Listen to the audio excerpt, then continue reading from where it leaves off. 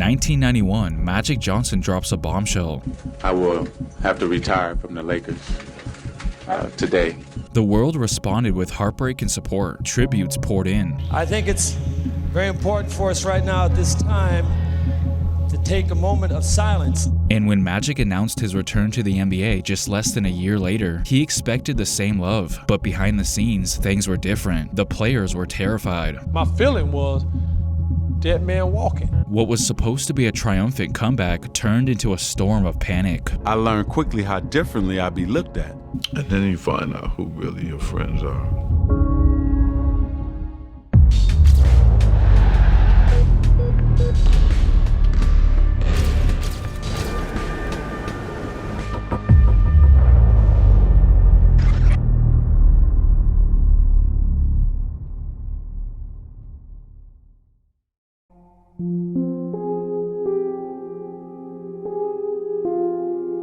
It was November 7th, 1991, the NBA world stood still. Earvin Magic Johnson, one of the most beloved figures in basketball history, announced to the world that he had tested positive for HIV.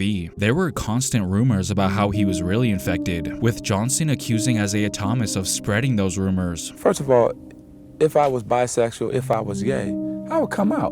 But that's just not me.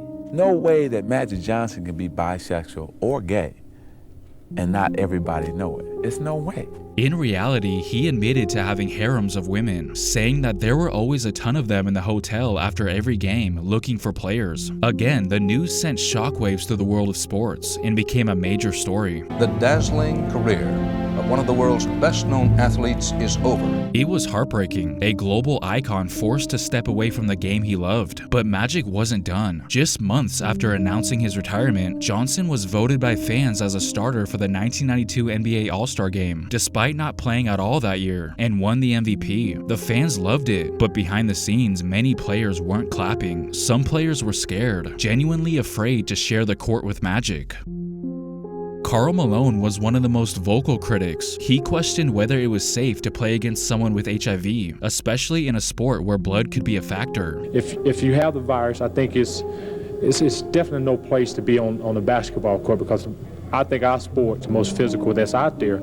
And I think what I did was merely say something that a lot of other guys were thinking about it. And a lot of guys probably say things just talking.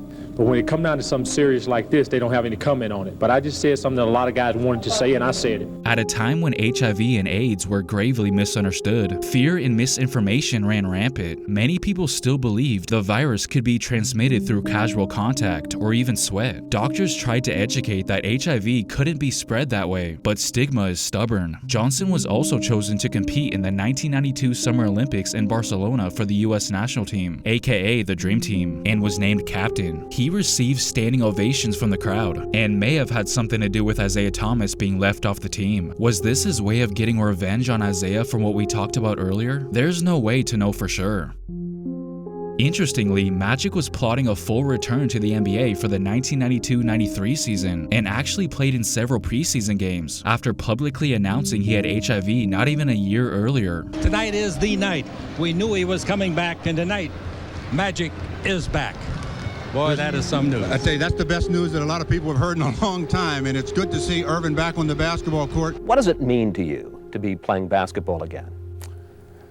Wow, everything. He intended to play most of the regular season as well, but something happened that would derail that. He played in 4 preseason games without incident, until one game where he scratched his arm. Lakers trainer Gary Vitti rushed over and immediately began treating the cut with his bare hands, no gloves, which was totally on purpose, he says. Vitti's intent was to prove that the odds of contracting HIV were very small. If I put the gloves on, I'm sending a mixed message to everyone that I told, you don't have to worry about this. You can't get this disease from Magic Johnson. But still, this was seen as reckless and brought on another wave of controversy. They ended up putting a wristband over it, but all it did was draw more attention to it. Magic said that he could see the fear on people's faces and knew right then and there that it was probably best to just re-retire. So I was there at my hotel that night. I was thinking, I said, between this and all the criticism, it's just too much. It's going to happen all year long.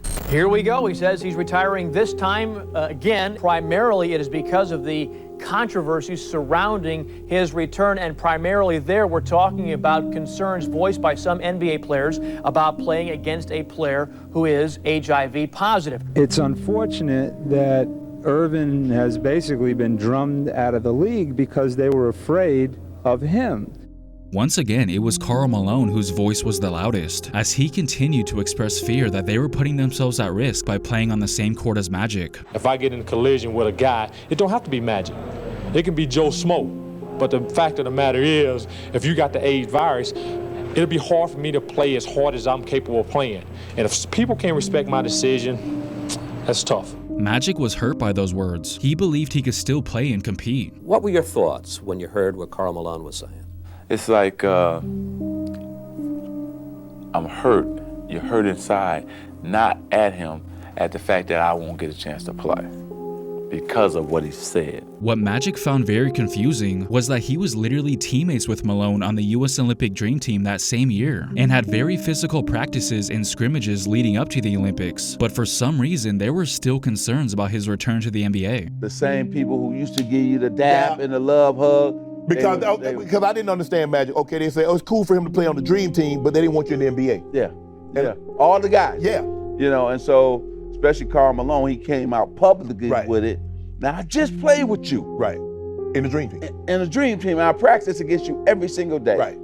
And now you don't want to play with me? I mean, I'm sorry, against me? Right. I say, wow. So I just, you know what? I said, I don't want to damage the league. I don't want, if they gonna look at me that way, I won't come back. Right. As we all know, Magic ultimately did end up returning for a brief stint in 1996. By then, public understanding of HIV had improved. The fear had softened, not gone, but softened. That 1992 preseason incident may seem like just a footnote in NBA history, but to those who remember it, it meant everything. In that moment, Gary Vitti wasn't just a trainer. He was a symbol of loyalty, education, and courage. I talk about this in the book, that of all the things I have, memorabilia-wise, my most prized possession, when I retired Adam Silver, it's a little emotional for me.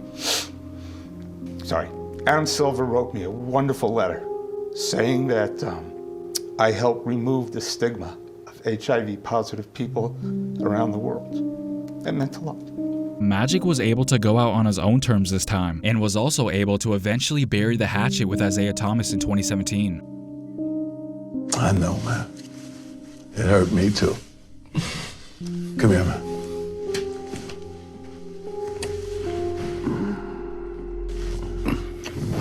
It's all good, baby. Okay? It's all good.